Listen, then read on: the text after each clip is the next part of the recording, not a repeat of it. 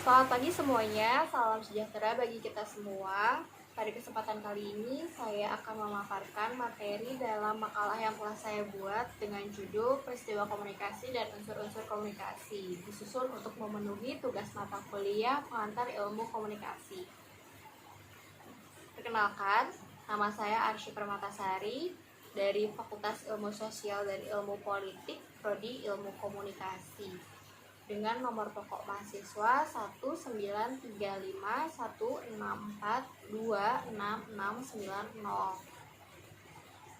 Pertama-tama saya akan menyampaikan mengenai komunikasi. Apa itu komunikasi? Komunikasi pada dasarnya dapat terjadi dalam berbagai konteks kehidupan.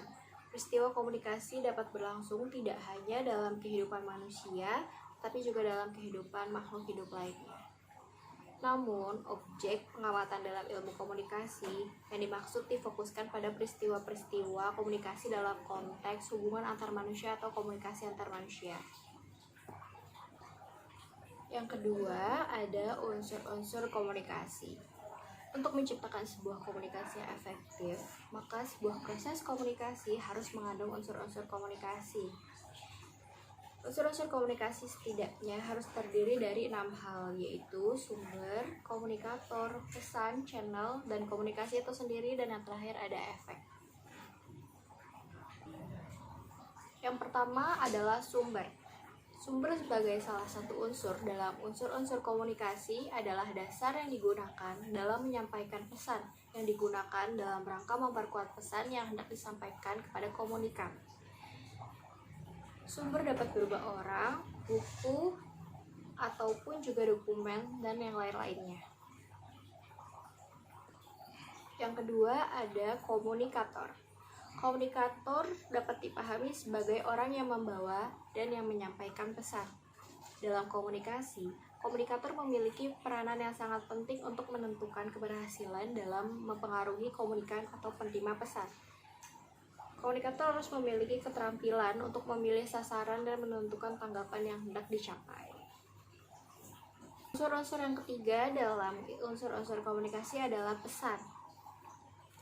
Pesan dapat dipahami sebagai materi yang diberikan oleh komunikator kepada komunikan dan disampaikan oleh komunikator dalam berbagai cara, misalnya melalui kata-kata, nada suara, hingga gerak tubuh dan ekspresi wajah.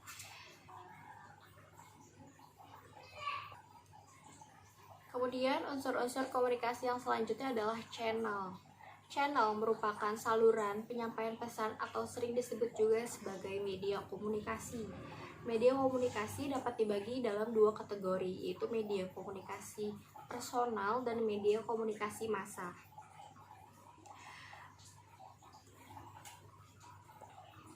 Kemudian, unsur-unsur komunikasi yang selanjutnya adalah komunikasi itu sendiri. Komunikasi itu sendiri dapat dibagi menjadi 2, yaitu komunikasi verbal dan komunikasi non-verbal. Kemudian, unsur-unsur komunikasi yang terakhir ada efek. Efek merupakan unsur-unsur komunikasi yang memiliki definisi hasil akhir dari suatu komunikasi. Efek komunikasi dapat beraneka macam, seperti dibagi menjadi 3 kategori, yaitu personal opinion, public opinion, dan majority opinion. Saya akan menyampaikan apa contoh dari peristiwa komunikasi itu sendiri dan membedah mana saja yang termasuk dalam unsur-unsur komunikasinya. Contohnya ketika seorang dosen menyampaikan sebuah gagasan yang ia dapatkan dari sebuah buku yang menceritakan tentang perjalanan seorang pengusaha sukses kepada mahasiswanya melalui web conference dikarenakan kondisi pandemik yang tidak memungkinkan bertatap muka. Dosen tersebut menceritakan perjalanan pengusaha sukses kepada mahasiswanya agar dapat memotivasi menjadi pengusaha yang sukses. Kemudian, salah satu mahasiswa mengajukan beberapa pertanyaan kepada dosen agar lebih memahami perjalanan dari pengusaha tersebut. Kemudian, analisa saya terhadap contoh tersebut diawali dengan sumber. Sumber dari contoh peristiwa komunikasi tersebut adalah buku perjalanan pengusaha sukses itu. Kemudian adanya komunikator. Siapa komunikatornya? Komunikatornya adalah dosen itu sendiri. Kemudian komunikannya adalah mahasiswa, dan pesannya adalah memotivasi mahasiswa agar menjadi pengusaha yang sukses. Kemudian ada channel atau media komunikasi, yaitu web conference itu sendiri. Kemudian ada komunikasi. Komunikasi itu sendiri yang dilakukan berupa komunikasi verbal karena terjadi tanpa perantara, yaitu yang dilakukan dosen langsung kepada mahasiswanya. Kemudian yang terakhir ada efek. Mahasiswa mengajukan beberapa pertanyaan kepada dosen dikarenakan ingin lebih memahami perjalanan kesuksesan tersebut. Sekian pemaparan yang saya berikan pada tugas kali ini, kurang lebihnya mohon maaf. Wassalamualaikum warahmatullahi wabarakatuh.